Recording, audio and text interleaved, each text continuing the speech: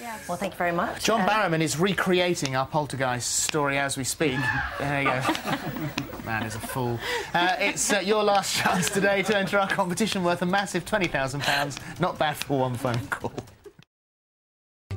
Yes, good luck with that. Now, our next guest has done it all. He's an actor, dancer, presenter and singer. Not content with that lot, John Barrowman's hooked up with his sister to write a children's book, and John joins us now. Welcome. Thank you. Welcome. Now, we know you've written with your sister before, because yes. you've always said with your autobiographies that your sister was very much part of that. But this idea for a novel, a children's novel, a young adult's novel... Correct. Came from you guys being on holiday in Wisconsin. Well, no, actually...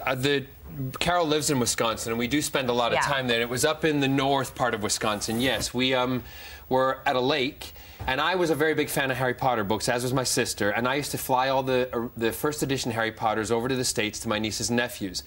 And there was one afternoon, all the adults were down by the lake, you know, doing what they do best, having a vodka tonic and sitting by the water and enjoying themselves. And there was no kids out swimming or no kids out on the trampoline or water skiing. And we all said, well, where are they? And we walked up to the cabin, looked in the front room, and every single one of them was sitting around the table reading a book. Buried into And both of us went, wouldn't it be great one day to recreate that book or a series of books that kids would just be, you know, enthralled by? And then it was in a trip from London to Cardiff, and I was filming at the time, and we were finishing up one of my autobiography books. And we'd had, you know, packs of sweets, and we were pretty, you know, flying on sugar, and we came up with the idea, and we literally mapped the whole book out on that journey. So they're 12-year-old twins. They're Matt and Emily Calder, and they are Animare. Animares, Animare. We call them Animari. And Animari. Yes, and it's their superpower is that they can bring art or their drawings to life. They can put themselves into the artwork or other people into them, and they can save situations. What we wanted to do was, you know, there's all these other kind of superpowers of things that people can fly. People can do these kind of spectacular things, but how about that if your superpower was your imagination? And for kids who, you know, and young people who kind of get pushed aside because they have really wild imaginations, well, these are the characters who use their imagination to do fantastically wonderful things. But this leaves them open to all sorts of horrible villains that want to use their magical power to help them get into this place called Hollow Earth, which is where all sorts of terrors are kept. Hollow Earth is where all the demons and all these creations that have been created by Animares, I say Animares. My sister and I argue about it all the time. She says Animare, I say Animare. She's over there at the moment. She's over there. She's watching just in case I get anything wrong. So we'll Animare, Animare. I say Animare. Let's call the whole thing off. Yeah, she says Animare, I say Animare. I had to get a song in. Of course you did. But the whole thing is Hollow Earth is where all these creatures are kept over the centuries and decades and everything, and it's being protected. And so what happens if it's breached? If it's breached, they all get out, and the whole fact is that they don't want it to be breached. The twins are discovering their powers as they are growing up.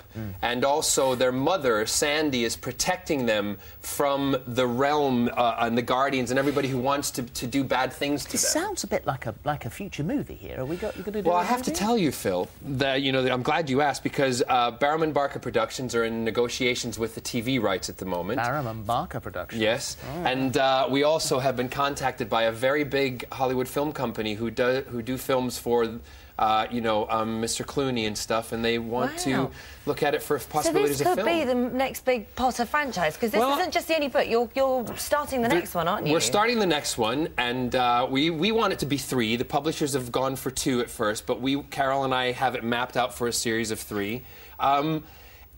People are saying, you know, it's like the next Harry Potter. It is great. You know, J.K. Rowling, Carol and I would love to meet her, you know, and have a coffee or something and talk. We are huge fans of Harry Potter, and the fact that people are saying that and people are, you know, writing about it, it's a huge, huge honor and accolade for that. But we didn't write it trying to be the next Harry Potter. Do you get on when you're writing? Is Carol there any and friction between the two? She's a nightmare. You know, sisters are a big old nightmare. She'd say I'm a nightmare too, but, you know, it's... we do get along. We have a really good time, and part of our the characters in the book, and also there's a lot of relation things to family, to Scotland. Are there people within your family that will go, oh, that's me? That's me. I can recognise myself in that character. Some of them will, but the ones who are dead won't. Okay. No, but some of them will. In fact, the character of M, people are saying, you know, are the characters of M and Matt like yourselves? And the reason, if you take think of the name M, E-M, turn it backwards, what does it spell? E-M. Me. There's all sorts of things like that in the book that are what we call Easter eggs. What are you laughing at me? You've got to struggle with EM the other way around. Thank you, mate. It's lovely to see you. Thank you. Thank you for having me. It is Hollow Earth. I should be taking that home with me. Right, that's it for today. We are back tomorrow with Dawn French and Louise Spence. Plus, don't forget, Denise Welsh has The Truth Behind the Headlines. That's following on Loose Women. Not to be missed. Bye now. Bye.